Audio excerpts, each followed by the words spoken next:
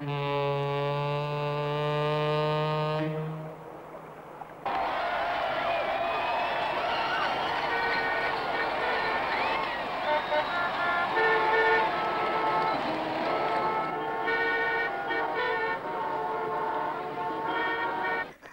année à tous! Bonne année! Hey, bonne santé, hein!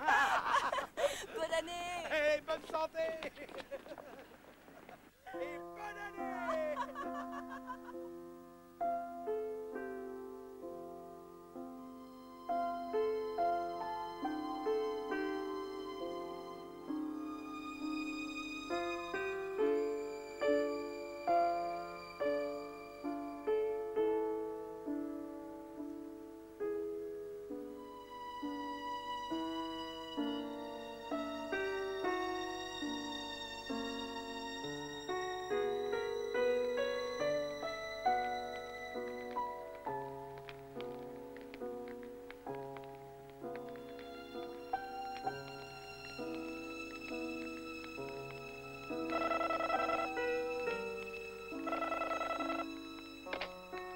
Allô? C'est moi. Bonne année, ma chérie. Et que tu sois heureuse. Ah, papa, moi aussi, je te souhaite une bonne année. Ça se passe bien là-bas? Comme d'habitude, tout est calme. Parfait. Et avant que j'oublie, tu diras à Charlie qu'il est inutile qu'il vienne ce week-end. Oh, je lui dirai. Non, non, passe-le-moi. Je voudrais lui parler. Il n'est pas encore rentré. Comment ça? Tu es toute seule? L'infirmière est avec toi, au moins. Je lui ai donné sa soirée pour le nouvel an. Il est 9h30, il devrait être là. Il m'a téléphoné pour me prévenir qu'il était retenu par une réunion de travail. Quelle réunion de travail? Avec Bill Jamison, je crois. Ils ont dû prendre un peu de retard. Je ne veux pas le savoir. Puisque tu as donné congé à l'infirmière, il aurait dû rentrer de bonne heure à la maison. Pourquoi te laisse-t-il seul? Rassure-toi, papa. Il va rentrer d'un moment à l'autre. Oh, il est tard. Je vais te quitter. Il faut que je me prépare pour ce soir. Et ne te fais pas de soucis pour rien. Oui, tu as raison. Je t'appellerai demain à l'heure habituelle. Passe une bonne soirée. Tu diras à ton mari qu'il me téléphone à mon bureau. Nous avons des choses à régler. Je dois te quitter.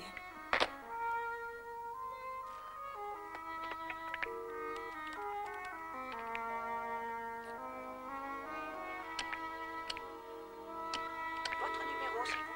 Oh, mademoiselle, j'essaye d'appeler le 3333298.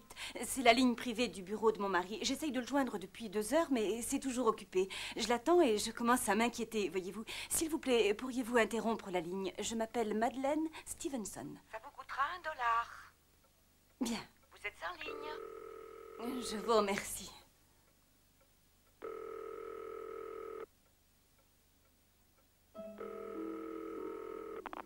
Allô? Allô, monsieur Stevenson Jack? à l'appareil? Oh, allô, qui est là? C'est moi, Pal. T'es prêt pour ce soir? Oui, oui, aucun Excusez-moi, pourriez-vous raccrocher? Vous brouillez mon appel. problème. On t'a bien tout compris. Pas de panique, je rentre par la fenêtre de la cour et en 5 minutes, son sort est réglé. N'oublie pas, t'as que 10 secondes pour déconnecter le système de sécurité. T'as le code? Oui, tu me l'as donné. Tu m'as tout donné, l'adresse et le téléphone. De quoi parlez-vous? Vous m'entendez? Jack, t'as oublié le plus important. Ah oui? C'est à minuit. À minuit pile que tu dois achever la nana, à l'instant même où éclatera le feu d'artifice et que les gens se mettront à crier, au cas où elle se laisserait pas faire. Bon, j'ai bien noté. Et pour une fois, mets tes gants de velours, hein, Jack. Le client veut que ça se fasse en douceur. Il doit pas trop souffrir, seulement disparaître. C'est un sentimental. N'oublie pas les bijoux dans le coffre. Il faut que ça ait l'air d'un cambriolage. C'est très important. Oui, je sais.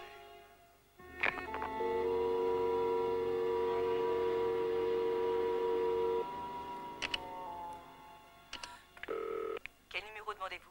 Le numéro que je viens d'avoir était un faux numéro. Qui demandez-vous? Mon mari sur la ligne privée de son bureau. Mais c'est assez difficile à expliquer. J'ai entendu parler d'2 hommes. Eux ne m'entendaient pas. Il y avait des interférences entre les lignes. Oui, je sais, cela paraît stupide, mais ils parlaient d'un meurtre. Que puis-je faire pour vous? Pourriez-vous me redonner ce numéro? Excusez-moi, je ne comprends pas. Écoutez-moi, j'ai eu une autre opératrice tout à l'heure et je lui ai demandé de me composer un numéro. C'était 3, 3, 3, 3, 2, 9, 8. 3, 3, 3, 3, 2, 9, 8. Ne quittez pas, je vais vous passer la ligne. Et bonne année.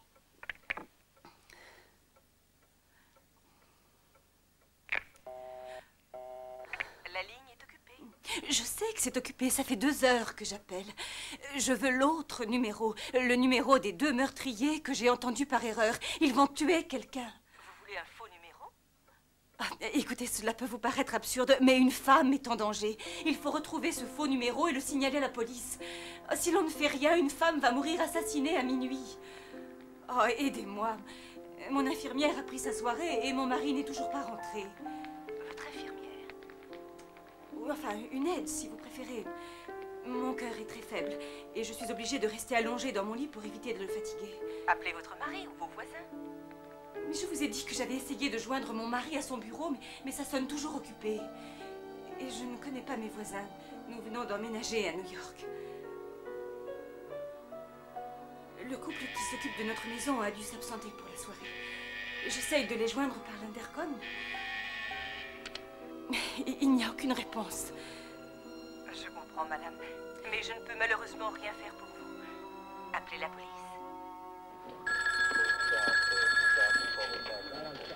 Le commissariat, ne quittez pas. Inspecteur Killer à l'appareil, Je suis madame Stevenson. Qui? Madeleine Stevenson. Madame Stevenson. Oui. Que puis-je faire pour vous, Madame Stevenson? Je viens de surprendre une conversation entre 2 hommes qui étaient sur le point de commettre un meurtre. L'un des 2 s'appelait Jack. Madame, avez-vous une idée du nombre d'individus s'appelant Jack qui habitent New York? Un instant. Commissariat central, quittez pas. Oui, Madame Stevenson. Il faut faire quelque chose. Je veux bien faire un rapport pour vous faire plaisir, mais ça ne servira à rien. Et ça m'étonnerait pas que ce soit une blague à un soir de nouvel an. Pas comme ça, ça Ne quittez pas une minute. Mais laissez-moi partir d'ici! Quand est-ce qu'on va te virer? Ça fait déjà 4 fois cette semaine que je vois ta petite sale gueule, alors j'en ai assez.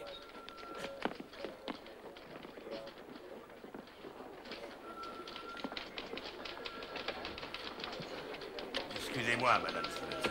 Écoutez, vous êtes très occupé, mais une pauvre femme va mourir cette nuit à proximité de la 1er avenue. Sachez que j'habite justement ce quartier, cela pourrait être moi.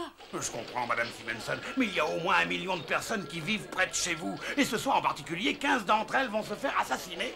Je crois que vous n'avez pas saisi de quoi il s'agissait. Chère Madame Stevenson, je comprends parfaitement de quoi il s'agit, mais c'est le soir du Nouvel An, tous les voleurs, les assassins, les violeurs sont sortis. Mon standard n'arrête pas de clignoter comme un sapin de Noël. Rappelez-moi quand vous aurez des indices plus précis.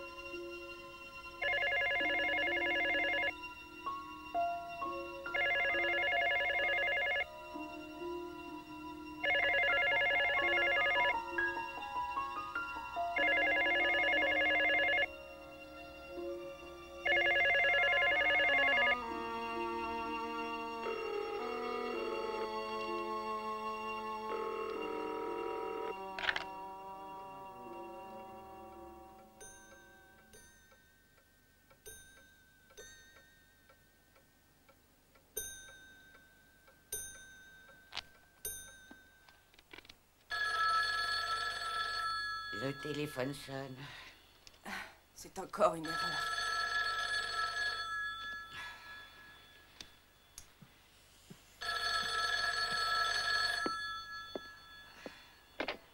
Allô?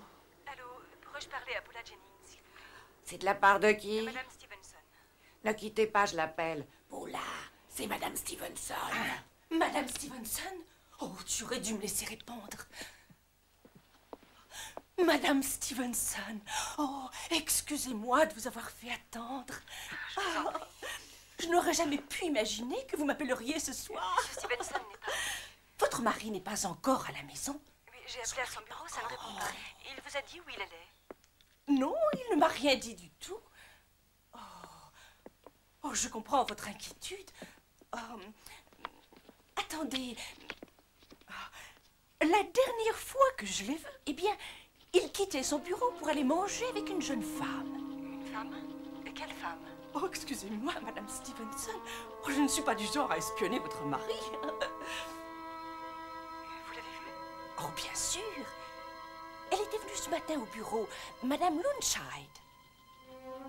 Un nom comme ça ne s'oublie pas. Elle avait l'air très pressée de le voir. Madame vous attend, Monsieur Stevenson. Pas le temps, Paula. Bonjour, Cherry. C'est pas vrai, quelle surprise. Tu es vraiment ravissante. Viens, nous serons mieux dans mon bureau.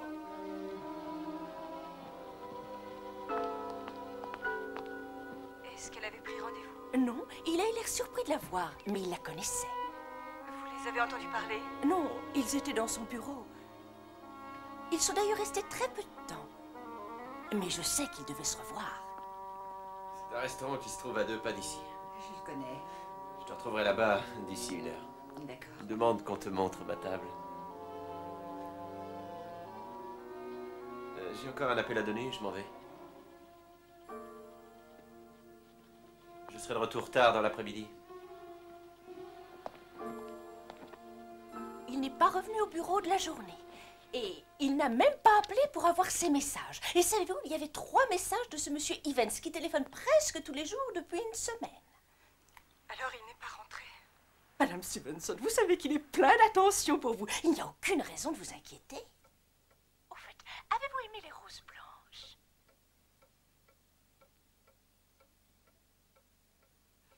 Il n'est pas rentré, il n'a pas téléphoné. Non. Oh, maintenant, ça m'étonne. Mais qui est cette femme? Dites-moi, comment est-elle? Attendez, je réfléchis. Des cheveux bruns, assez élégantes, des traits plutôt fins. Oh, de toute façon, séduisante. Je vous remercie. Oh, de rien, Madame Stevenson. Bonne année.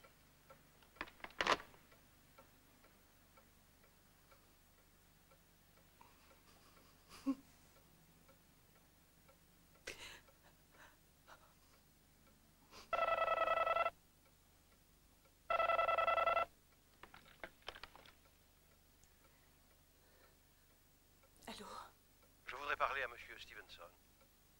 Il n'est pas encore rentré. De la part de qui? De Nigel Evans. Quand sera-t-il de retour? Je ne sais pas. Ah oui. Savez-vous où je pourrais le joindre? Je n'en ai aucune idée. Je suis désolée. Bon, je rappellerai plus tard. Je dois absolument lui parler. Après minuit, ça ne sera plus possible. Entendu. Rappelez plus tard. Merci. Dès qu'il sera de retour, dites-lui que j'ai téléphoné. Le plus tôt possible. Je m'appelle Evans. C'est très important. Très, très important. J'habite l'hôtel Lancaster. 5, 5, 5, 6, 6, 2, 2. Vous avez noté? Oui, l'hôtel Lancaster. Bonsoir.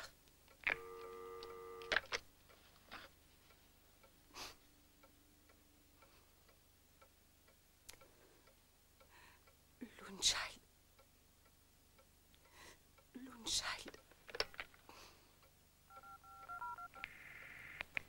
Les renseignements, j'écoute. Oui, mademoiselle.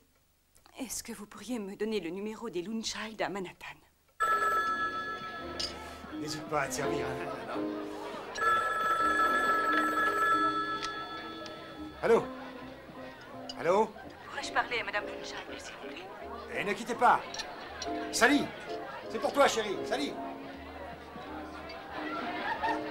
Qui est-ce? Ah bah, demande-lui. Il faut que tu fasses le tour. Ah, oui. Allô? Allô? Qui est-ce? Madame Moonchild. Oui, qui est à l'appareil? On ne se connaît pas, mais je crois que vous étiez avec mon mari, Charlie Stevenson, cet après-midi. Oh, oui. Comme vous le savez peut-être, il n'est pas encore rentré chez lui. Je suis très inquiète. Il n'est pas avec vous par hasard? Non, je crois qu'il y a erreur. Si vous le voyez, dites-lui que je l'attends. Je ne me sens pas très bien, j'ai besoin de lui. Je suis toute seule. Yaou! Écoutez, Je vous dérange, je suis désolée. c'est moi, Sally. Qui? Sally Dodge. Sally? Madeleine, ce n'est pas du tout ce que tu crois. Ce serait trop difficile de tout expliquer maintenant. Je vais te rappeler. Alors, c'était qui? Et où t'as mis mes affaires, là? Hein? Ah, tu es parfaite. Qui a appelé? Oh, c'est le fournisseur. Je lui avais demandé de téléphoner avant de livrer les caisses de champagne. Ah, c'est ça que je cherchais.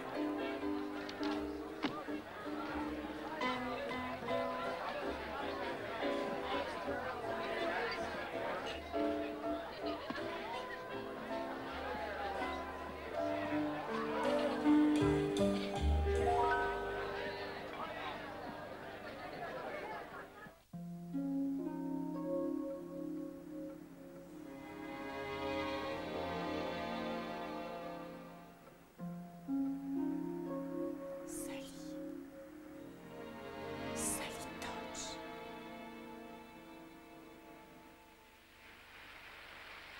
Tu verras, c'est très sympa. Ils viennent tous boire un verre ici. Au travail, tu ne rencontreras jamais personne. Ils sont tous trop impressionnés par ton père. Tu exagères. Pas tellement. Deux pétillants Et blancs. une fois, tu pourrais être plus original. Oh, Dave, quelle surprise. Je ne savais pas, toi aussi, tu fréquentais ce bar. Je comptais justement te téléphoner pour t'inviter à fêter ma promotion. Formidable. Ah, excusez-moi. Madeleine, Dave, et c'est Rob, c'est ça? Exact. On a dû se croiser au cours d'un congrès. Oui, vous travaillez pour Joe Armstrong, Ah oui, je me souviens. comme assistante. Je prends tout. Je me non, je ne souviens. sais même pas qui vous êtes. Moi, je travaillais au labo. que j'aurais Et l'occasion de vous le maintenant? dire. J'ai mon laboratoire. Ah, c'est Excusez-moi, génial. je reviens tout de Où suite. ça? Tu vas rire. C'est tout près d'ici. Et Bon, tu continues sans moi? Oh, j'ai besoin d'aller boire un coup. On s'appelle et on prend rendez-vous. Hein, c'est promis? ok. Allez, bonne chance. Oh, Charlie, je ne savais pas que tu étais là. Et notre tournoi de tennis, j'ai jamais autant ri. Mais je savais que tu gagnerais. C'est pas vrai, tu disais le contraire. Et ta copine? Madeleine, une amie d'enfance. Elle n'est pas pour toi. Chasse gardée? C'est pas ça. Oh, Sally, je suis désolée, il faut que j'y aille. Mon père ne se sent pas très bien, il aimerait que je rentre. Oh Je connais. non.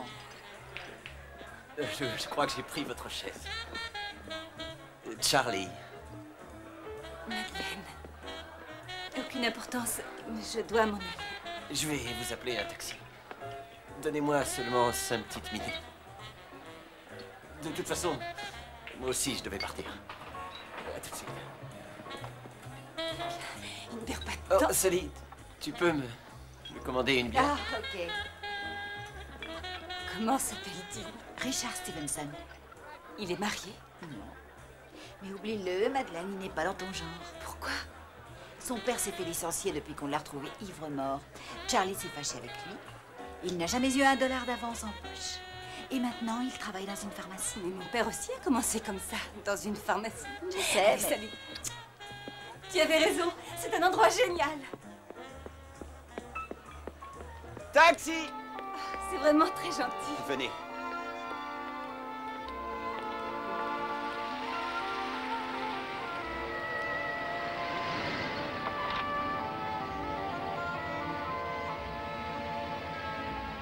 Qu'est-ce que vous faites vendredi soir?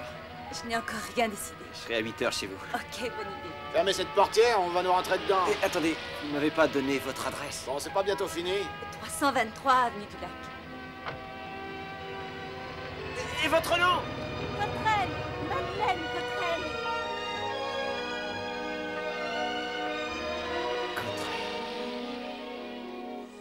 Attendez dans le salon, monsieur. Je vais prévenir mademoiselle Cotterelle.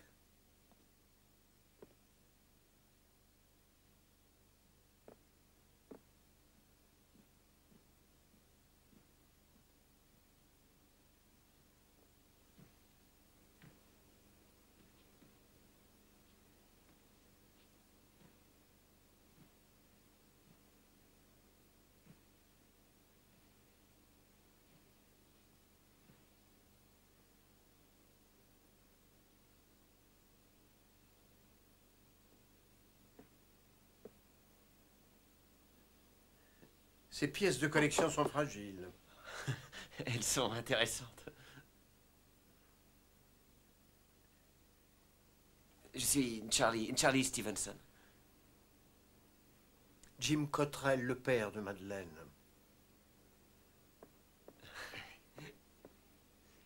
Hello. Vous avez déjà fait connaissance? Comme tu vois, excuse-moi.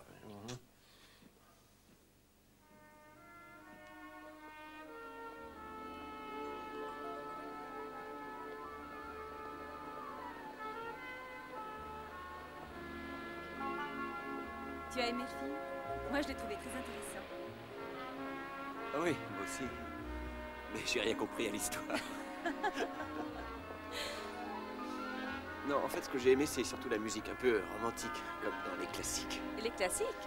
Ouais. Mais c'était un classique. Je savais pas. J'ai rien vu. J'ai fait que te regarder.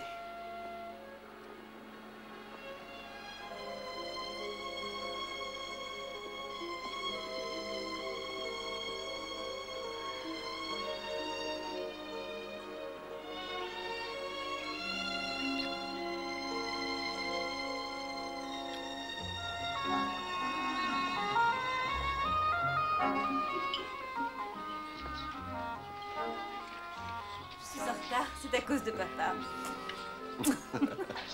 Je lui avais promis que je resterais un moment avec lui avant de sortir. Je suis sûr qu'il t'en veut beaucoup d'être avec moi. Il n'a rien à te reprocher. Il n'est pas habitué à ce que je sorte tous les soirs. J'étais en train de me dire qu'on ne se voyait pas assez souvent.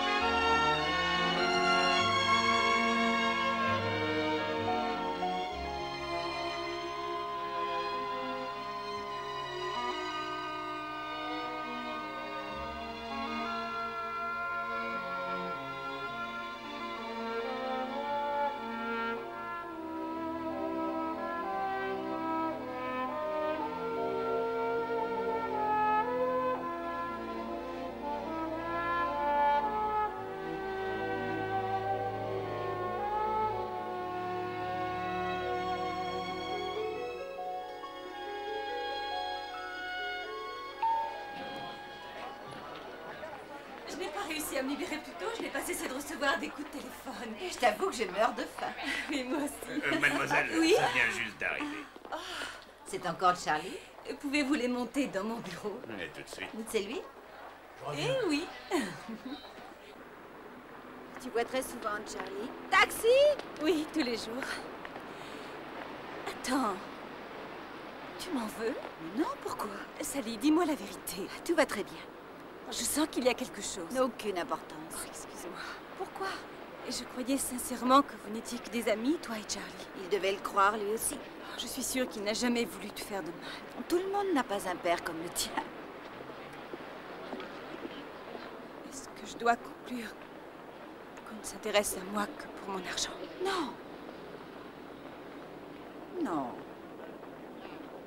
Je n'aurais pas dû. On n'aurait jamais dû en parler avant, je sais. Oublions tout ça. J'ai l'impression que tout le monde me jette mon argent au visage comme si j'avais la peste. Madeleine, ne crois pas ça. Excuse-moi de t'avoir fait de la peine. Oh, pas grave, tu sais, vraiment pas. Je meurs de faim. Moi aussi. Sally, l'amour de Charlie n'a rien à voir avec l'argent. Oh non. Oh, tu le sais.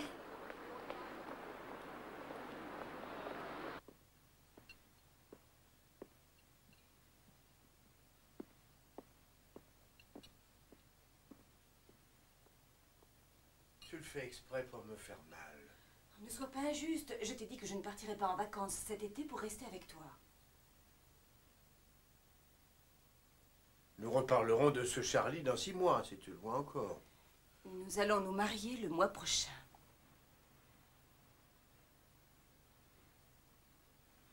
Tu ne te rends pas compte de ce que tu dis. Ce garçon n'est pas de notre monde. Il n'a ni famille, ni argent. Je ne me marie pas avec sa famille. Et quelle importance qu'il n'ait pas d'argent puisque j'ai le mien. Non, écoute-moi, Madeleine. J'ai toujours essayé de te faire comprendre depuis ton enfance que tu étais dans une situation privilégiée. Ça attire beaucoup de convoitises et les gens essaient d'en tirer profit. Il faut par conséquent rester très vigilant sur ce point. Je sais que ça t'agace, mais c'est vrai. Je n'ai pas encore tout dit, il y a autre chose. C'est-à-dire la société. Exactement. Tu sais que je n'ai pas l'intention d'y travailler toute ma vie. Je veux ma propre indépendance. Non, tu ne sais pas ce que tu veux. Écoute, je n'ai pas consacré toute ma vie à bâtir cet empire pharmaceutique à ton intention pour que tout disparaisse. Non, non, jamais je n'accepterai. Ce que moi je désire t'est égal. Tu n'es qu'un égoïste. S'il te plaît, Madeleine. Il n'y a que toi qui compte et tes propres intérêts. Tu te moques de ce que les autres pensent autour de toi. Non, calme-toi. Excuse-moi. Alors, n'en parlons plus. C'est fini. Ça va s'arranger. J'ai envoyé ma fille se reposer. Où est-elle? Quelque part où elle pourra réfléchir à tête reposée. Nous pourrons discuter d'homme à homme. Je sais que vous êtes un jeune homme brillant et plein d'ambition. C'est bien. Mais il faut regarder les choses en face. Vous n'êtes pas en mesure d'apporter à Madeleine ce dont elle a besoin pour vivre. Non, oh, croyez-moi, je connais ma fille. Elle est très exigeante. Excusez-la. Je tiens à vous remercier de vos sentiments pour elle.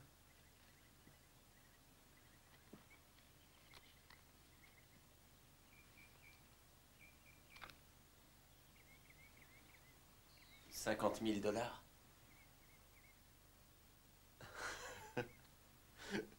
Je vous plaisantez, monsieur Cottrell. Madeleine vaut beaucoup plus.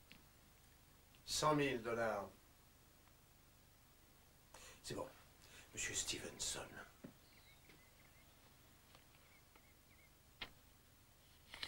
$250 000.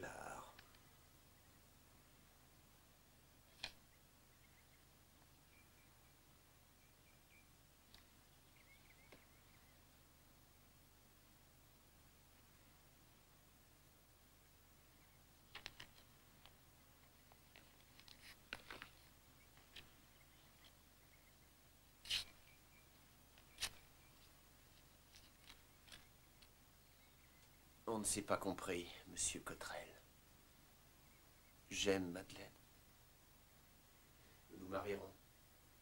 Avec ou sans votre consentement.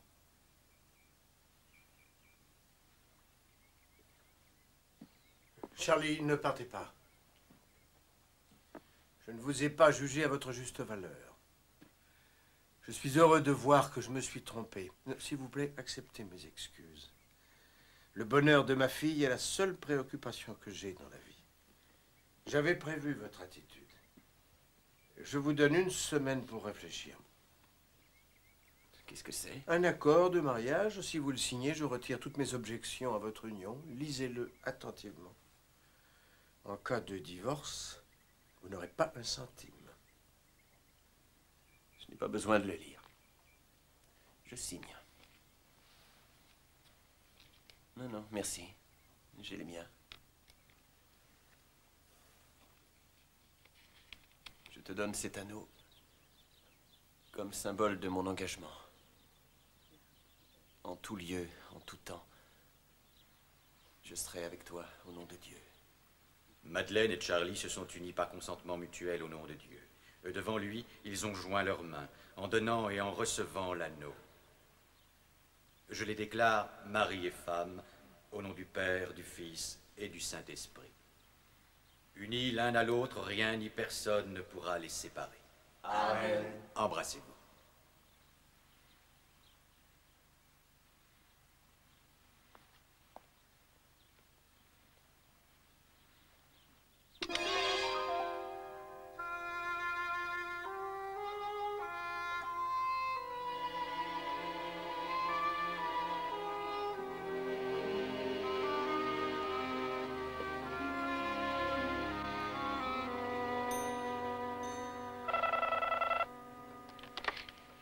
Allô, Charlie?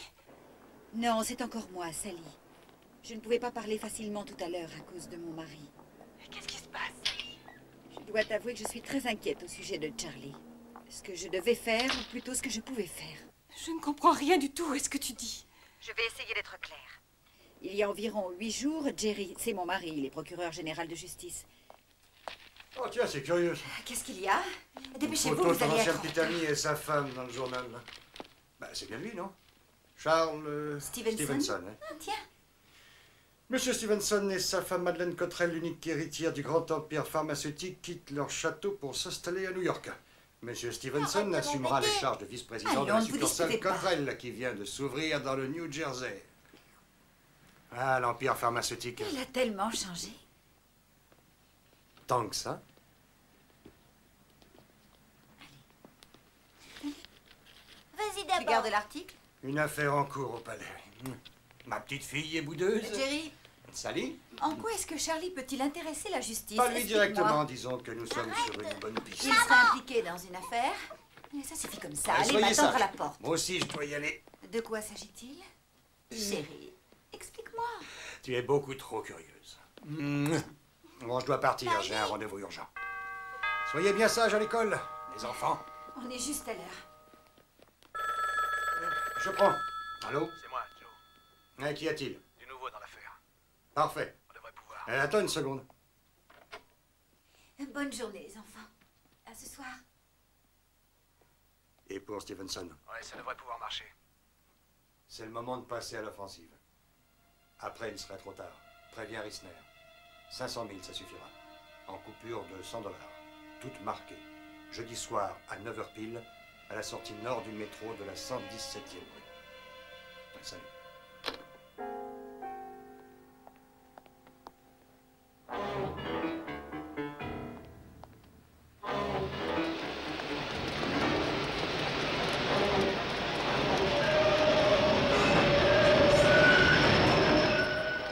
Le jeudi soir, j'ai suivi Jerry dans le métro. Il y avait 2 hommes avec lui, 2 assistants.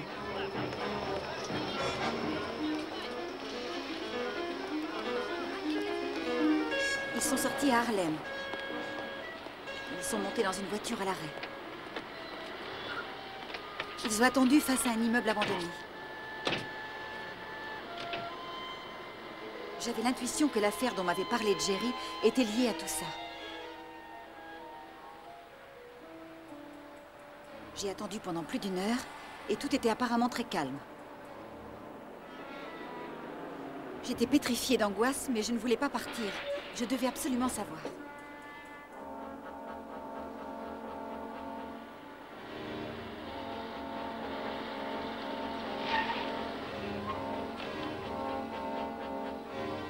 Puis un homme en gabardine est arrivé en taxi. Il portait un attaché-caisse à la main. Il est entré dans l'immeuble abandonné.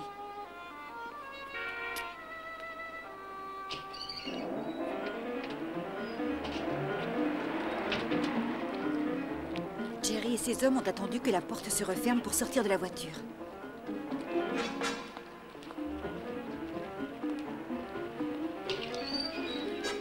Il régnait une drôle d'atmosphère.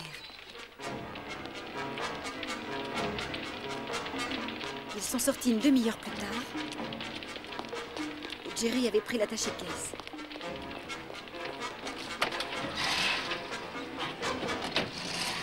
Madeleine, à mon avis, cet homme est pris.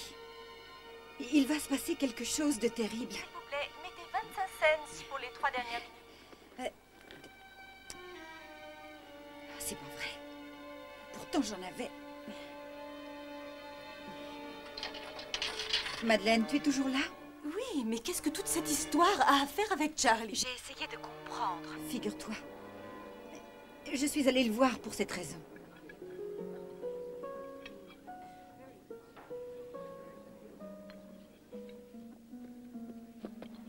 Ça va, Harry? Oh, je suis très en retard. Ça a pris beaucoup plus de temps que je ne le pensais. Il n'y a aucune importance. 2 scotch, Harry. Un double pour moi. Et, ah oui, j'attends un appel important. Oui, monsieur Stevens. Eh bien, parlons de toi. Depuis le temps, je me demande souvent ce que tu deviens. Toujours le tennis? Je n'ai pas touché une raquette depuis longtemps. Ah, dommage. En travaillant, tu serais devenu professionnel. Je suis surprise que tu t'en souviennes. Ah, comment oublier? Je t'ai toujours admiré. Les scotch, monsieur Stevens.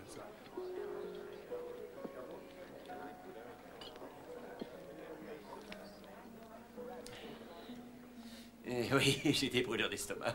Je suis peut-être un peu trop nerveux.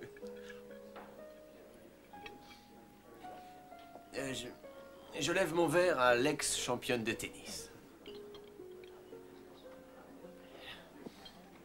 Ça me fait plaisir de te retrouver. En fait, je voulais te parler de quelque chose qui te concerne directement. Il y a 5 ans, j'ai épousé un avocat de la cour et il est maintenant procureur général à New York. Eh bien, vois-tu, il y a 3 jours dans le journal, il a repéré une photo de toi, il l'a découpée au moment de ta nomination comme vice-président. Ah, je craque. Un autre verre, s'il vous plaît, Harry. Félicite-moi pour ma promotion. En réalité, il y a très peu de vice-présidents. Un poste plein de gloire, mais inutile. Des centaines et des centaines de lettres transitent par mon bureau avant d'être mises directement au panier. Je ne voudrais pas t'inquiéter, seulement mon mari est spécialisé dans les cas... On vous demande. Excuse-moi, mais ça ne sera pas long. Cette fois, c'est vrai. Tout ça est incroyable. Charlie n'est pas réapparu à table. Il est en mauvaise posture. Comment le sais-tu? Écoute, Madeleine, ce n'est pas le moment de discuter. Jerry m'attend avec nos invités. Bon, cette nuit sera décisive. Charlie est directement concerné. Et un autre homme, un certain Evans, ça, Nigel Evans. Et puis le vieux bâtiment en ruine. Oui, à Harlem. Tout a brûlé cet après-midi. La police a arrêté 3 hommes, mais Evans a réussi à s'échapper. Qu'est-ce que cet homme a à voir avec Charlie? Tout ce que je sais, c'est que la société de ton père est aussi impliquée. C'est absurde tout ça. N'oublie pas que mon mari est spécialisé dans les affaires de drogue. De drogue! Sally?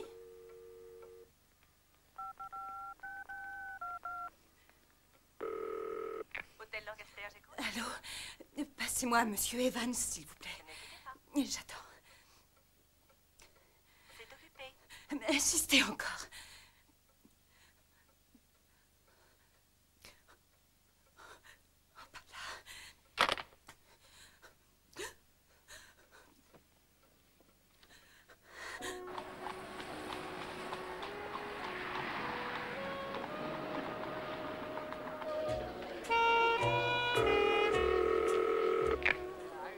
Cabinet du docteur Levin.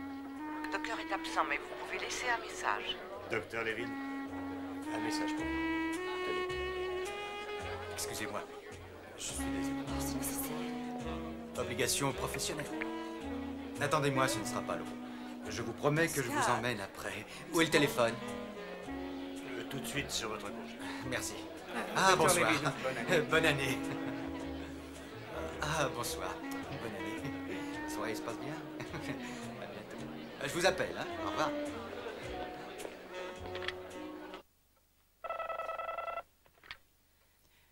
Oui. Madame Stevenson, docteur Levin. Oh, docteur Levin, je vous attendais. Oh, j'ai tellement de mal à respirer, j'ai la poitrine en feu. Je ne peux pas rester ainsi, vous devez absolument venir.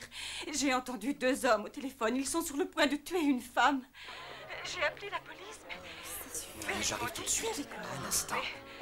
Madame Stevenson, vous avez eu raison d'appeler la police. Il n'y a rien d'autre à faire. Ça ne sert à rien de s'inquiéter. L'affaire est entre leurs mains à présent. Mais une pauvre femme va mourir assassinée cette nuit, près faites chez moi? Vous comprenez mon angoisse? Il faut que vous veniez. Madame Stevenson, c'est absolument impossible ce soir. Je ne vais rendre visite à mes malades à domicile qu'en cas d'urgence, et je ne crois pas que ce soit vraiment votre cas. Il vous suffirait seulement d'un peu de bonne volonté pour nous aider, votre mari et moi, à vous donner une vie normale. Vous savez bien que je suis malade. C'est-à-dire que, comme je lui ai expliqué... Attendez, vous avez l'air étonné. De quoi s'agit-il? Excusez-moi, Madame Stevenson, j'étais persuadé que votre mari vous en avait déjà parlé. Il est venu me voir dans mon cabinet il y a maintenant environ 3 semaines, et nous avons discuté de votre santé. C'est à l'issue de cette conversation que nous avons pensé qu'il serait préférable pour vous que vous consultiez un psychiatre. J'ai relu tout le dossier de santé de votre femme concernant sa maladie. Est-ce que ce docteur Fisher a toujours été son docteur? Oui, autant que je le sache. Alors? Je dois dire que ces notes et remarques sont assez surprenantes. Il n'y a en fait aucun symptôme clinique qui puisse expliquer sa maladie. Et par ailleurs, pendant de longues périodes, elle n'a eu absolument aucune crise. Vous avez raison. En ce qui me concerne, je ne l'ai su que plus tard, après notre mariage. Si tu l'aimes, on peut emménager dans une semaine. Il est magnifique, comme tous les autres que nous avons visités. Mais nous n'avons pas besoin de déménager. Nous ne pouvons pas vivre toute notre vie dans la maison de ton père. Je ne vois pas pourquoi. La maison est bien assez grande. Nous ne le voyons jamais. Mais on sait qu'il est là. Il est toujours là. Sa présence imprègne tous les murs et les couloirs. C'est sa maison.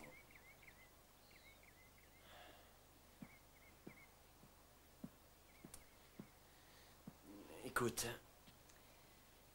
je sais à quel point tu es attaché à lui, mais il faut apprendre à construire notre propre vie. J'ai rencontré Joss Ferguson hier. Il va sûrement m'engager. Et tu as déjà une place de vice-président de l'entreprise pharmaceutique la plus puissante de la région. Ouais, une place de marionnette. Non, là, tu exagères. Tu sais très bien qu'en travaillant pour lui, je n'aurai jamais aucune responsabilité. Tu devrais savoir que mon père... Ton père me méprise et tolère ma présence parce que tu es sa fille. Mais quand te décideras-tu à réaliser que mon père vieillit de jour en jour, qu'il est seul et qu'il est hors de question que je l'abandonne? Tu n'es pas le centre du monde. Madeleine, écoute-moi. Il faut que tu aies ton appartement, ta société, ta vie, ton... Madeleine. Et mon argent. Oui, mon argent. Madeleine. Tu as menti. Qu'est-ce qu'il y a? Calme-toi. Explique-moi. Madeleine.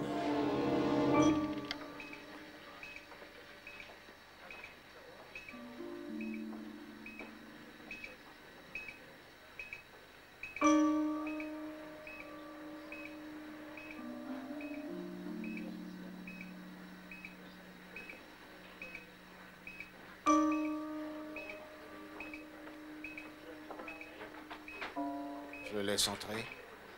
Non.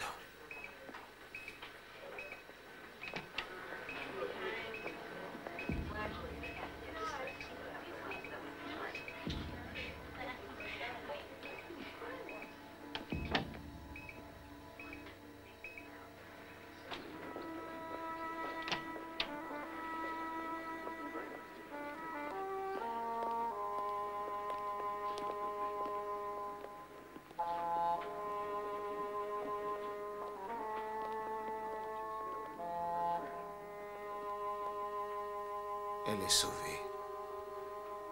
Sauvée. Remercie le docteur Fisher, c'était une crise cardiaque. Beaucoup plus grave que les précédentes. Dites-lui la vérité, docteur. Madeleine souffre depuis longtemps de troubles cardiaques. Il faudra dorénavant être d'une extrême prudence. La moindre contrariété pourrait lui être fatale. Vous savez peut-être que sa mère est morte d'une crise cardiaque. Nous n'avons jamais déménagé. Et je suis resté dans la société Cottrell. Il y avait toujours une bonne raison pour m'y retenir. Son père a toujours veillé à ce que personne n'ait besoin de mes services. Ce que je vais vous dire va beaucoup vous surprendre, mais vous devez savoir que votre femme ne souffre d'aucune déficience cardiaque, monsieur Stevenson. Ses malaises sont entièrement simulés. Troubles d'ordre psychologique. Elle souffre de névrose cardiovasculaire. Il nous a joué la comédie, en quelque sorte. On y a toujours cru. Ce n'est pas exactement ça. Lorsque ces crises éclatent, elle souffre réellement. Elles sont provoquées par des angoisses émotionnelles, la peur, la colère. Elle ressent alors tous les symptômes de la crise cardiaque. Vous souriez. Laissez-moi vous dire que j'ai déjà connu des cas de ce genre. Voyez-vous, votre femme est malade, monsieur Stevenson. Il n'y a aucun doute là-dessus. Il faut par conséquent la guérir en lui faisant suivre un traitement psychothérapeutique approprié. Elle doit retrouver une vie normale.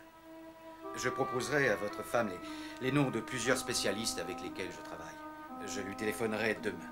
Non, je crois qu'il serait d'abord préférable que j'en discute un peu avec elle. Oui, il ne faut pas la brusquer. Comme vous voulez. Nous en sommes restés là. J'étais persuadé qu'il allait vous en parler dès son retour. Il ne m'a rien dit. Il ne dira jamais rien à ce sujet. Il vous a menti pour ne pas vous blesser.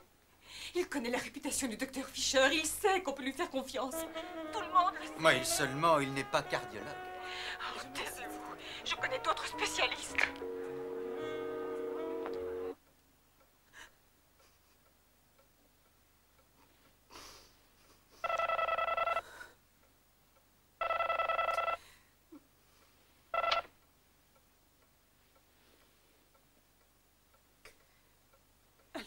Madame Madeleine Stevenson? Oui, c'est ça. On vient de recevoir un télégramme pour vous. Je vous en prie, lisez-le-moi. Voilà ce qui est écrit. Incendie dans les entrepôts de l'usine de New Haven. Téléphone toujours occupé, le train va partir. Excuse-moi mon amour, je rentrerai tard. Bonne année. Il est parti sans rien dire.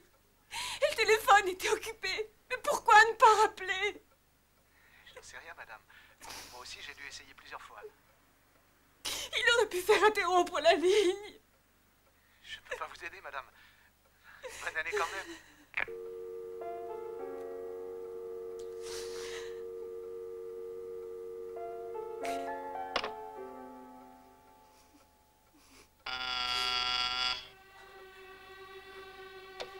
Que voulez-vous?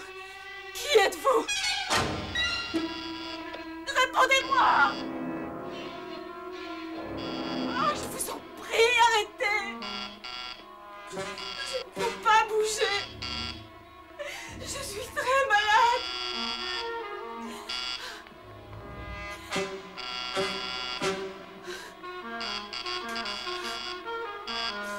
Oh, arrêtez! Arrêtez de sonner, je vous en prie. Je vous en prie, je ne peux plus respirer.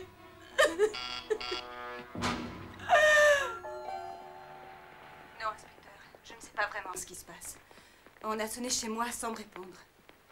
Des gens dans la rue vous ont souhaité une bonne année? Imaginez, inspecteur, qu'il est que les deux hommes dont j'ai entendu la conversation par hasard aient en fait utilisé le téléphone de mon mari dans son bureau. Une ancienne amie d'enfance m'a appelé tout à l'heure pour dire que son mari, qui est procureur général à la Cour de justice de New York, enquêtait sur une affaire de drogue. En quoi est-ce que tout ça vous concerne? J'ai le mauvais pressentiment que mon mari pourrait être impliqué dans cette affaire. Je crains que moi aussi. C'est bon, Madame Stevenson, je vous envoie une voiture dès que possible. Au revoir. Ah, oui! Tu peux envoyer une équipe en observation sur 200 places Sutton? Avec toute la faune qui est dehors ce soir, je suis un peu juste en voiture, c'est urgent. Ouais, bah fais ce que tu peux. Plus que 30 minutes. Et la foule se presse dans les rues, pleine d'enthousiasme et d'impatience, prête à fêter dans l'euphorie l'arrivée de la nouvelle année. En attendant, nous allons quitter Times Square et sa chaude ambiance pour aller voir comment les stars de New York célèbrent l'agonie de la vieille année.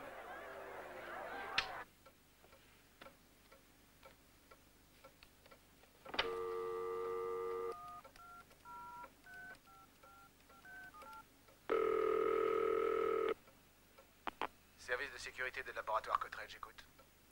Allô, s'il vous plaît, pouvez-vous me passer Monsieur Stevenson? Il n'y a plus personne à l'usine? Rappelez mardi matin. Oh, je crois que vous faites erreur. Je suis la femme de Monsieur Stevenson.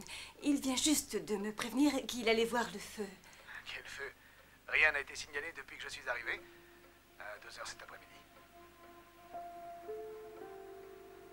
Vous devez vous tromper. Non, j'ai fermé les bureaux à 7h. Et personne n'est entré depuis. Votre mari n'est pas là, Madame Stevenson? Bonne année quand même.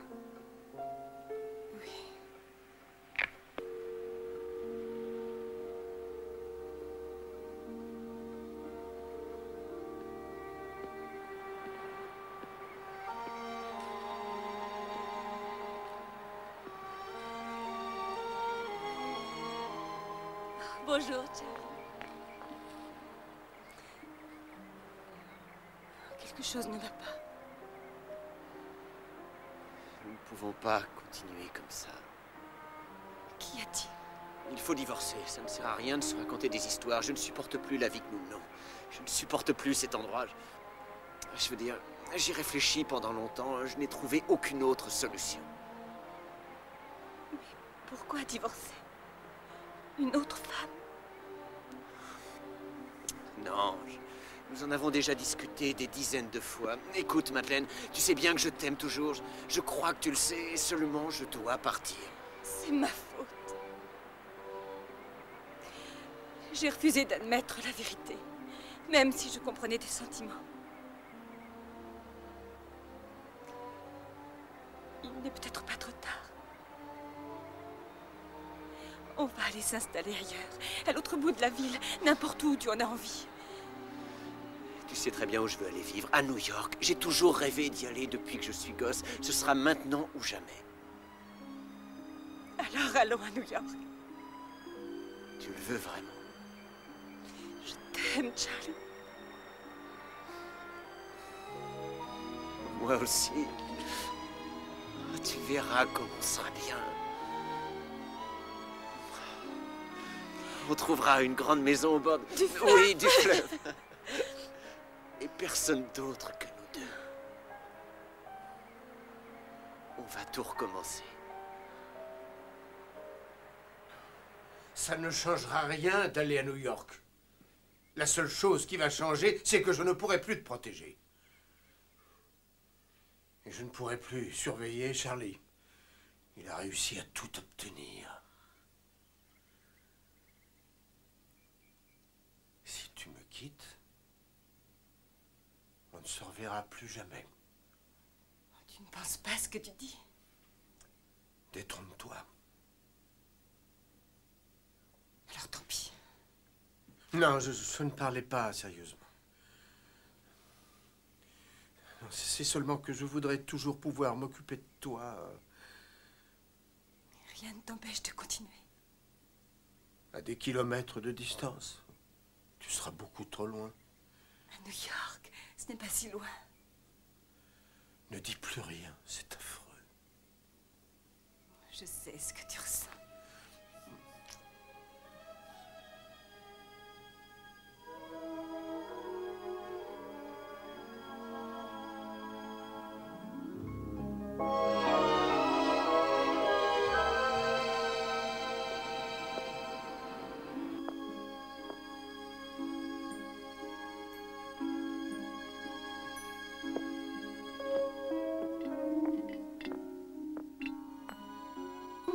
Ça sent délicieusement bon.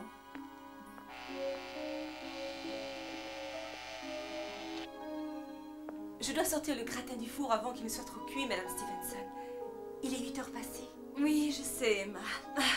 Je ne sais pas ce qu'il fait. Je lui ai demandé d'être là à 6 heures précises. Alors, qu'est-ce que je fais? Est-ce que j'appelle la police?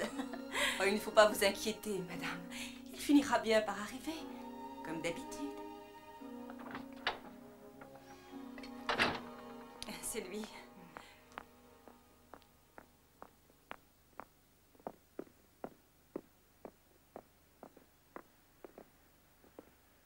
Je commençais déjà à m'inquiéter. Quelle élégance! Oh, tu trouves? Viens t'asseoir. Alors, qu'en dis-tu? C'est beau, non? On peut manger si tu veux. Oh, je suis désolé, mon amour. J'ai un dîner d'affaires en ville que je ne peux annuler. Je suis juste passé pour pouvoir changer de chemise. Exceptionnellement, je risque de rentrer assez tard, alors ne m'attends pas. Oh, chérie, pourtant ce matin, je t'ai demandé de garder la soirée pour nous deux. Excusez-moi. Nous n'avons pas encore dîné en tête-à-tête depuis notre arrivée à New York. C'est un peu dommage. Oui, vrai. Je t'avoue que j'avais oublié. Dis-moi, Je vais y aller pour donner ces documents et je vais seulement boire un verre. J'annulerai le dîner et je serai de retour dans 1 heure. D'accord? Dans 1 heure ou 2. Je serai pas long. Je te le promets. Bien sûr.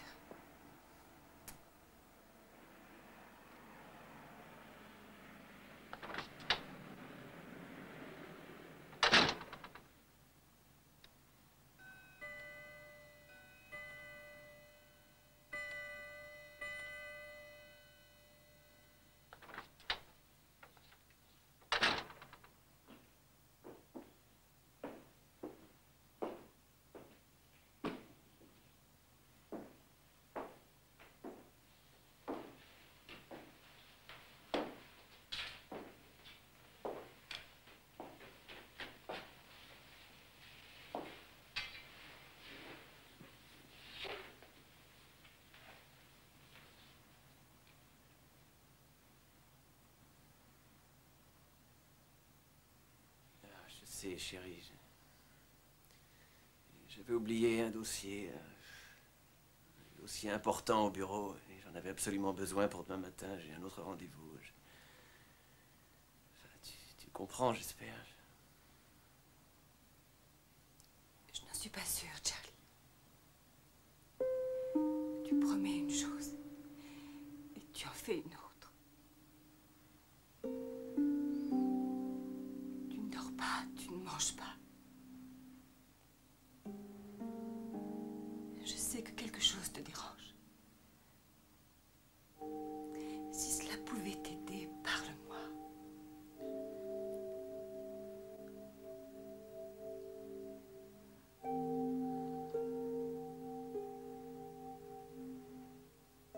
Non, c'est uniquement... Tu sais ce que c'est. Le travail. La fatigue. C'est difficile de s'intégrer à une nouvelle société. Tu comprends? Il faut aussi former une autre équipe.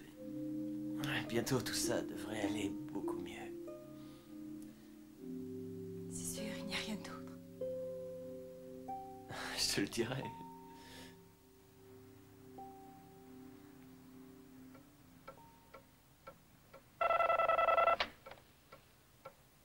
Allô? Je voulais m'assurer que tout allait bien avant de sortir pour aller rejoindre Lily et John. Tout irait bien sans le téléphone. Que se passe-t-il? Rien d'important. Des interférences sur ma ligne. 2 hommes qui parlaient d'un assassinat. Tu habites dans une ville de fous. Je t'avais prévenu, tu aurais dû m'écouter. Charlie est rentré, je suppose, à l'heure qu'il est. Vous allez fêter la nouvelle année? Bien sûr. Nous avons prévu une petite soirée entre amis. C'est parfait. Amusez-vous bien. Charlie est un brave garçon. Je regrette d'avoir été aussi injuste à son égard. Bon, bonne soirée à tous et tous mes meilleurs vœux de bonheur. Je t'embrasse, papa.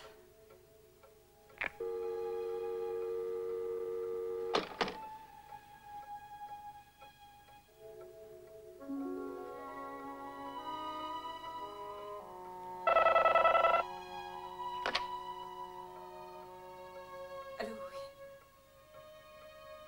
Allô, qui est-ce? Allô? Charlie, c'est toi? Allô, qui est là?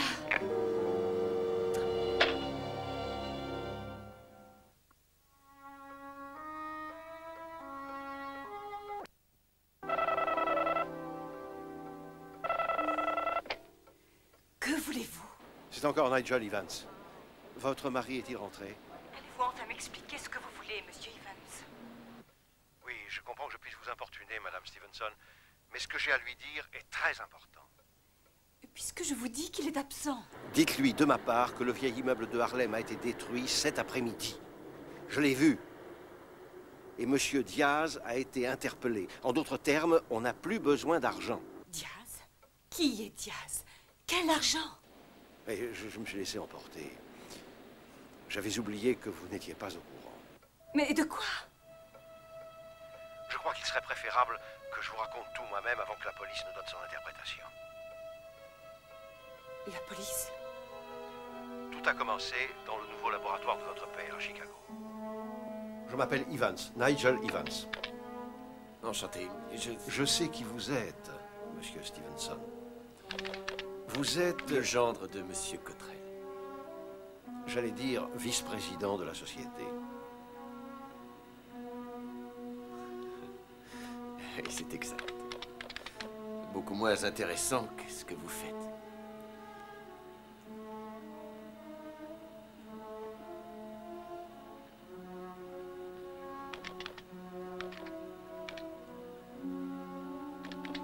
Chimiste. J'ai le diplôme. Mais je ne suis qu'un simple manipulateur. Je n'en dirai pas autant de l'équipe qui travaille dans vos laboratoires de recherche et d'expérimentation.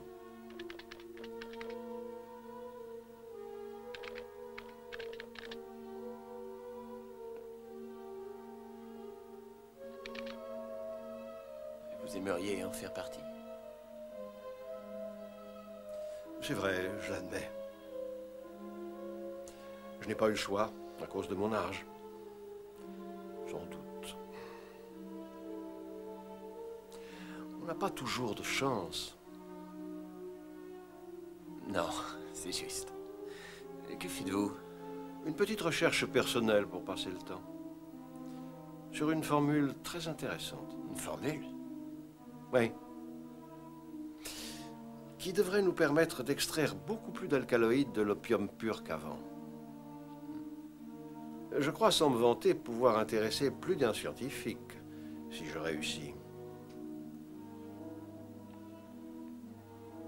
Vous connaissez un peu la chimie des opiacés? Non, pas vraiment. À part la codéine que je prends pour le mal de tête. Dans notre laboratoire, nous produisons beaucoup de médicaments à base d'opium, ce qui a fait notre renommée. Suivez-moi. Et où m'emmenez-vous? Venez, venez. N'ayez pas peur. J'ai la tête d'un cobaye. Nous sommes vite devenus amis. Il venait souvent me voir pour me parler de ses maux de tête et de médicaments. Il s'intéressait de très près à mes recherches, posant beaucoup de questions. J'en étais fier.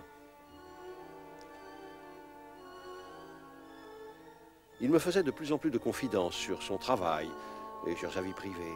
Il me parlait aussi souvent de vous et de votre maladie. Quelques mois plus tard, il m'a invité à une soirée privée. J'étais très impressionné par tout ce luxe et la beauté des jeunes femmes. Il m'a présenté à notre hôte, Carlos Diaz. Carlos! Charlie!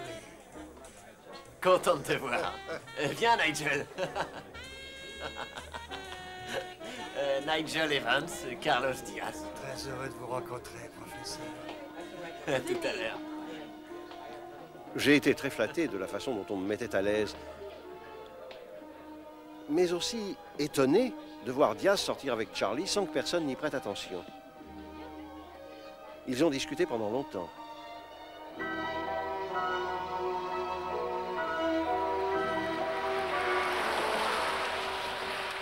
Il a fait bonne impression sur Carlos Diaz. Ça m'étonnerait, il ne m'a pas adressé la parole. Moi, je lui ai beaucoup parlé de toi et de ta place dans la société. Moi? Non, il ne faut pas exagérer. Pas du tout. Et Monsieur Diaz est très content de savoir qui tu es. Qui ça, moi? Le gardien des secrets de notre laboratoire, de ses formules et de ses inventions. Et réfléchis. Oui, je dois admettre que j'ai des responsabilités. Plus que ça, personne n'a le droit à l'erreur quand on manipule des secrets. Pourquoi erreur? Et ne pas faire le bon dosage, un peu trop. Ou pas assez. Ah, oui. Oui, trop peut entraîner la mort. Pas assez. La fortune. J'aurais dû feindre l'ignorance par honnêteté. Mais je dois avouer que je cherchais depuis longtemps à améliorer mon salaire. Il y avait peut-être là une solution. Monsieur Diaz serait prêt à acheter 50 000 $ cash les 5 grammes d'alcaloïdes. C'est beaucoup. Il est vrai que il peut ensuite les transformer en héroïne et gagner 100 000 $. Tu connais les prix du marché? Je me suis déjà un peu renseigné sur ce sujet. Tout a très bien commencé. Charlie avait vu juste. Chaque semaine, je détournais 5 grammes d'alcaloïde d'opium que je remplaçais par un dérivé chimique. Il allait le vendre à M. Diaz et nous partagions les gains. J'étais riche. Le secret du monde. Un peu de poudre blanche. Surprenant, n'est-ce pas?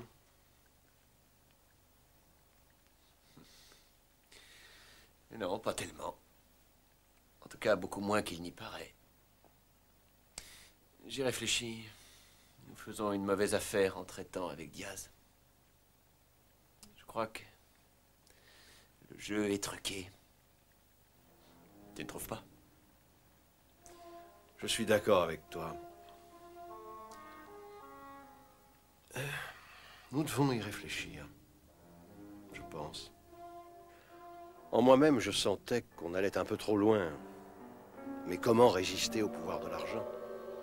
Quelques mois plus tard, ils ne peuvent pas m'envoyer dans le New Jersey. C'est impossible. J'ai toujours travaillé ici. À moins qu'ils n'aient des soupçons. Non, aucun, je peux te l'assurer. 60 employés seront déplacés vers ce laboratoire. C'est l'occasion ou jamais pour nous d'agrandir le réseau. Et comme dirait mon cher beau-père dans les affaires, si tu ne t'agrandis pas, tu dois disparaître. Mais Diaz? Je ne lui ai jamais fait confiance. Ton déplacement nous donnera un excellent argument pour rompre définitivement toute relation avec lui. Et s'il nous retrouve? Non. New York est une grande ville. D'ailleurs, j'ai bien l'intention d'aller m'y installer. Et ta femme? Je sais comment la convaincre. Enfin.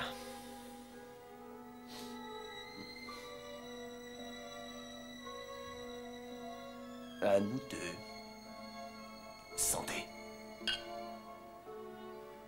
Le pire est que Charlie ne pouvait plus se passer de ma production.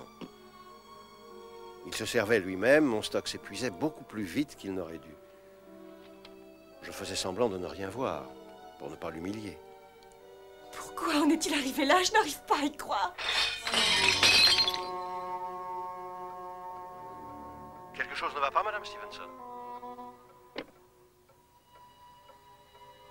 Oh mon Dieu.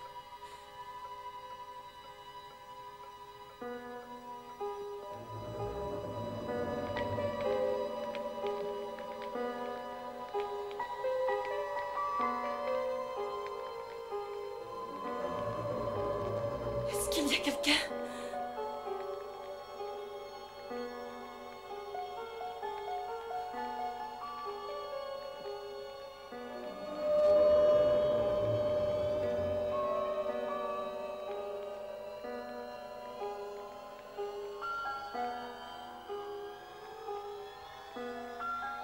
Qui êtes-vous?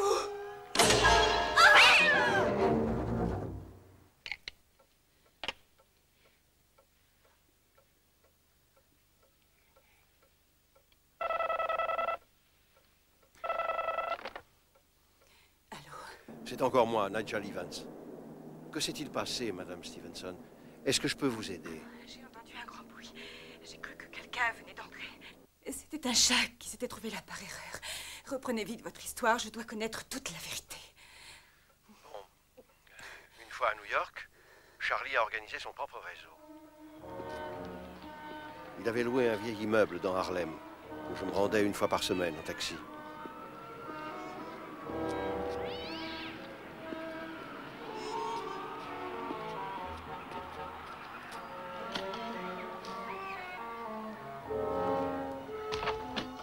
Effectivement, sans l'intermédiaire de Diaz, on gagnait 2 fois plus. J'oubliais mes craintes. Tout se passait bien jusqu'à ce que... Charlie! Qu'est-ce qui t'arrive? Evans, approchez. Vite. Oui? Donnez-la moi. Merci.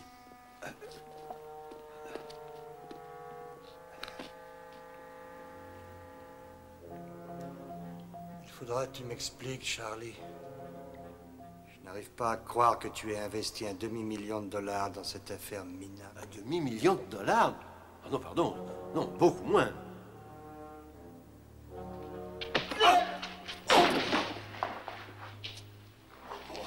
Non, je ne me trompe jamais.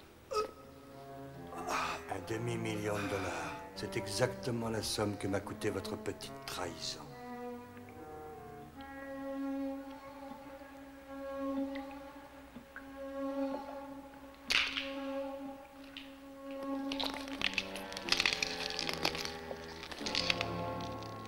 Qu'est-ce que vous voulez? Voici enfin une bonne question. Le remboursement intégral de la somme que j'ai perdue, moins les intérêts. Vous avez les moyens, professeur. Mais c'est impossible. On s'en apercevrait aussitôt. Il en serait de même si vous disparaissiez. Tu n'as pas le droit. Charlie, je croyais que tu n'avais plus rien à me dire. Je n'ai pas $1 demi-million à te donner. Qu'est-ce que tu vas faire? Nous tuer? Non, pas encore. On ne tue pas un homme qui a des dettes. Mais je ne les ai pas.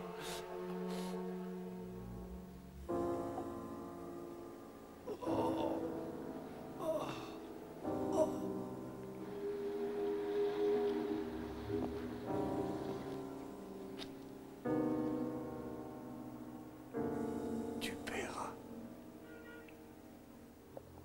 Ton beau-père est en possession d'une immense fortune industrielle. Oui.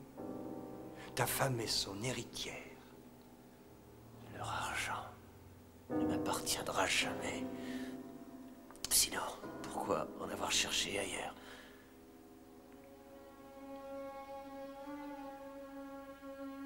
Ta femme est très malade. Non. Si. Elle pourrait l'être beaucoup plus. Et même en mourir. J'ai mené une petite enquête au sujet de son assurance vie. Sa police d'assurance est d'1 million. Tu le sais puisque tu en es le bénéficiaire direct. Quelle chance.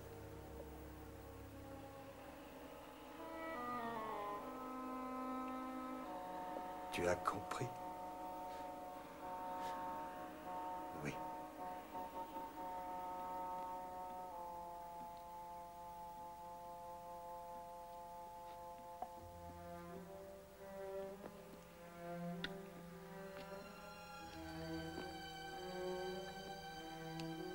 Charlie.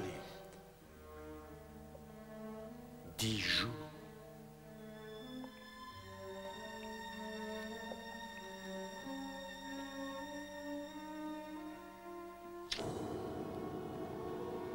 Et aujourd'hui, c'est le 10e jour. Aujourd'hui? J'essaie de joindre votre mari pour lui dire qu'il n'a plus besoin de trouver l'argent. Diaz a été arrêté cet après-midi. La police est intervenue. Mais Charlie a disparu. Si jamais il rentrait quand même, ce n'est pas la peine d'appeler à l'hôtel. Mais comment vous joindre? Il pourra me trouver au 555-2300. 555-2300. Vous serez là-bas? Monsieur Evans. Monsieur Evans. Je suis en danger.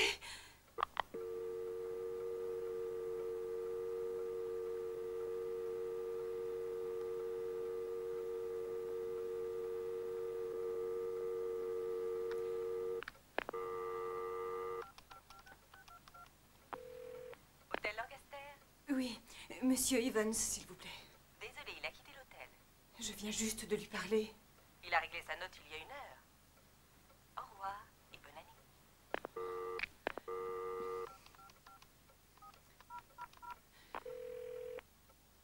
555-2300. Je cherche Monsieur Nigel Evans. Je vais voir s'il est là. Ah non, personne de ce nom. Est-ce que vous pouvez prendre un message et lui donner dès qu'il arrivera? Un message? Oui, c'est très important. Il sera trop tard. Mais il a donné ce numéro, le 555-2300. Ouais, c'est bien ça. Quel est ce numéro? La morgue, madame.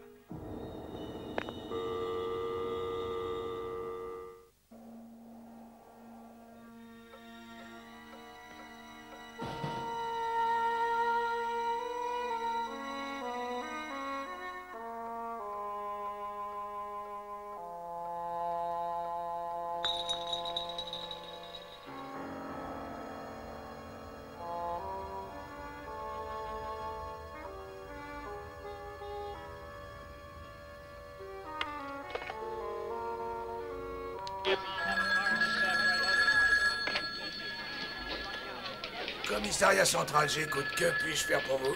Je dois parler à l'inspecteur Killet, c'est urgent. Il a quitté son bureau il y a 3 minutes, mais laissez-lui un message. Ne quittez pas. C'est urgent. Commissariat central, ne quittez pas.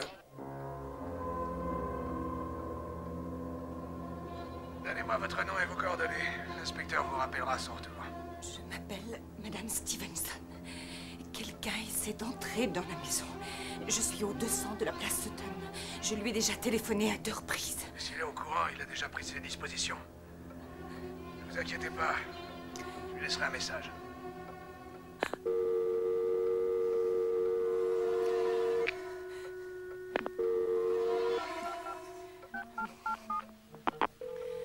Hôpital Bellevue, service des infirmières, j'écoute. Je voudrais parler à Marie Gellhardt, s'il vous plaît, c'est urgent. Quel est votre problème? Le problème? Je suis immobilisée dans mon lit sans pouvoir sortir. Je suis toute seule et j'ai peur. Je ne connais personne d'autre qui puisse m'aider. Quel est le docteur qui vous envoie? Oh, aucun docteur. Marie travaille à mon service à mi-temps depuis 3 mois. Je comprends. Marie Gellhardt n'est pas en service ce soir. Mais ne quittez pas, je vais appeler sa remplaçante.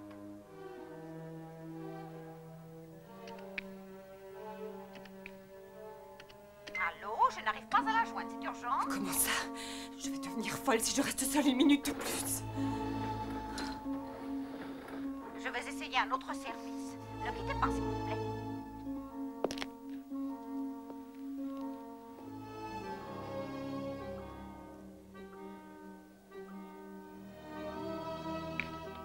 Allô, Madame Stevenson? Madame Stevenson, vous êtes là? Allô? Qu'est-ce que c'est? Quoi? Clic. Vous n'avez rien entendu? Quelqu'un a décroché le 2e poste. Excusez-moi, on m'appelle sur une autre ligne. J'entends pas dans le salon.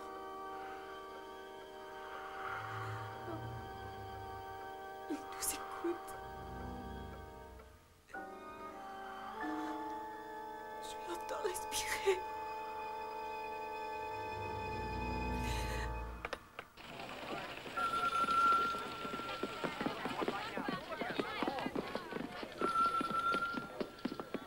Harold! Et la voiture 200 place Sutton? Tu m'as dit que c'était pas urgent. Bah maintenant ça l'est. Allez, dépêche-toi. Allô? Un appel privé pour Madeleine Stevenson, de la part de Charlie Stevenson. Charlie? Vous êtes Madeleine Stevenson? Oui. Allô, chérie? Charlie, où es-tu? Annie, tu n'as pas reçu mon télégramme? Si, bien sûr, mais quand j'ai appelé, on m'a dit que tu n'étais pas là. C'est manqué de justesse. Je suis arrivé 2 minutes après ton appel. À part ça, tout va bien? Charlie, quelqu'un est entré dans la maison. J'ai peur. Écoute, chérie. Tu sais que tu n'as aucune raison d'avoir peur. J'ai vérifié toutes les fermetures avant de partir. Le système de protection électronique est branché. Alors, rassure-toi. Charlie, Nigel Evans a appelé. Qu'est-ce qu'il voulait? Il m'a tout raconté. Je connais la vérité. Quoi? Et il m'a laissé un message pour toi. Quel message? Le vieil immeuble à Harlem, il a été détruit aujourd'hui. Et un certain monsieur Diaz a été arrêté par la police. Et tu n'as plus besoin de trouver l'argent. Il m'a dit aussi que tu te droguais avec les médicaments de son laboratoire. Charlie, pourquoi tu fais ça? Tu pouvais me demander tout l'argent dont tu avais besoin. Encore maintenant, s'il n'est pas trop tard. J'ai tellement honte de mon égoïsme. Je craignais que tu ne t'intéresses qu'à mon argent. Mais tout ce qui m'appartient est à toi. Charlie.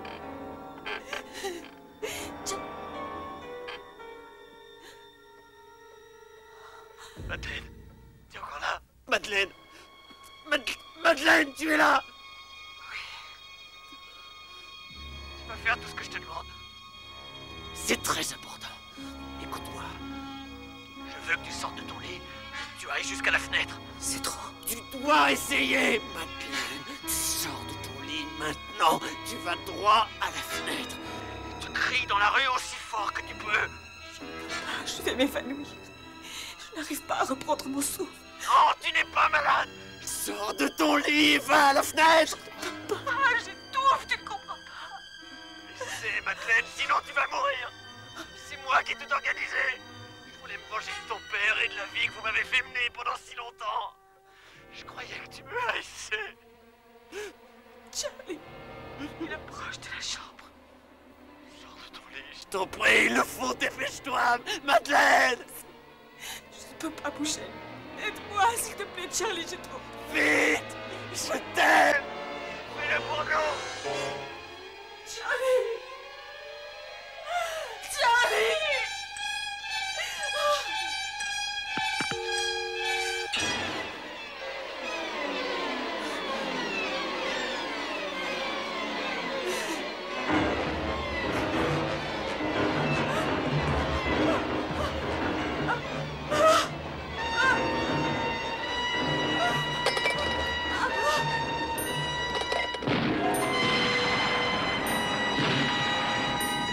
Madeleine! Madeleine! Vous devez payer 2,50 $ pour les 3 dernières minutes.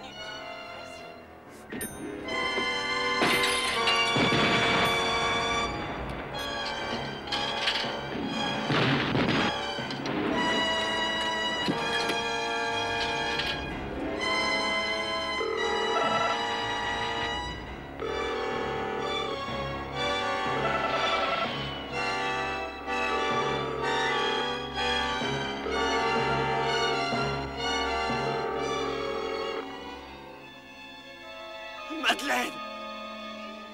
Madeleine! Madeleine! Réponds! C'est une erreur. Bonne année.